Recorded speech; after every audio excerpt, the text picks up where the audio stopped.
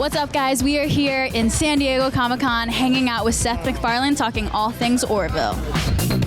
So you work with a hysterical cast. Tell me about any set stories that happened that were kind of behind the scenes that stood out to you. You know, we're just scrambling to make the day and get all of our scenes done. I don't think there's any huge prank wars that have prank wars at all happened yet.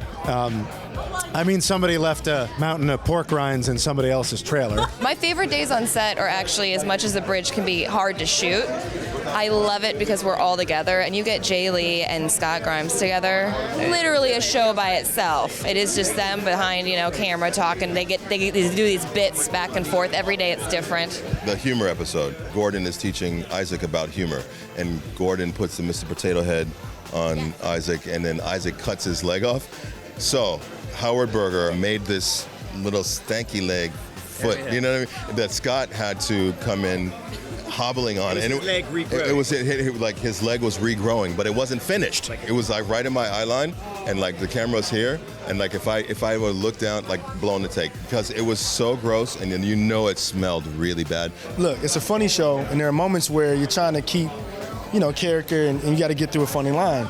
Scott has a very good ability of, he'll know when somebody's gonna break, and he'll sort of look at you.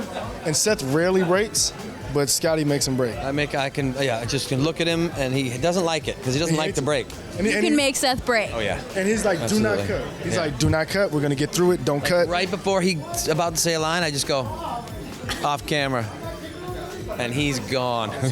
Comic-Con is known for their fans to camp out, to go see panels and such. What is one thing you'd actually camp out for? Wow, that's a good question. It'd take a lot for me to camp out on the sidewalk. A lot? I don't know, man. If the cast of Space 1999 showed up, maybe I'd pitch a tent. I would camp out if Freddie Mercury was still alive. I would give anything to see a Queen concert with him.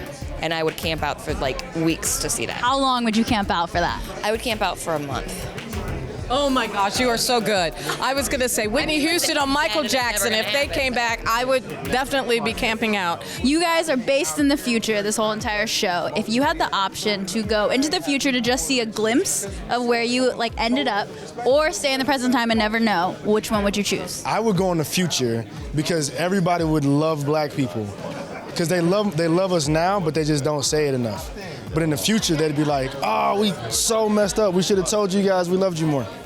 Yeah. I would go and be with him to see, because I would love to see that for him. No joke. Support. Yeah, absolutely. I would stay in the present because the thing is, it would influence my future, and that's something I like, the day-to-day adventure, and I like to know that first of all, I'd be just happy to know I was in the future, but I like the day-to-day adventures, and it shapes who you are. So I wouldn't really want to know.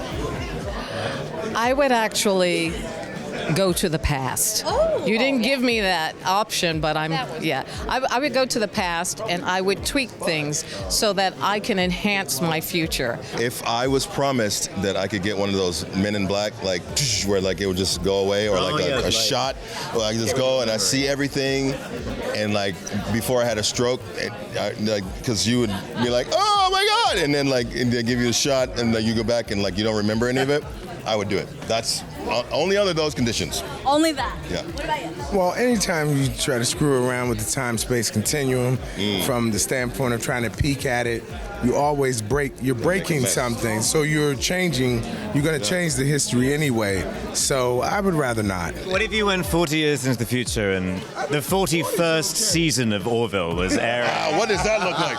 What would that look like? Geriatric aliens. No. Grandpa Mocklin. No. Great Grandpa Mocklin. What's the question?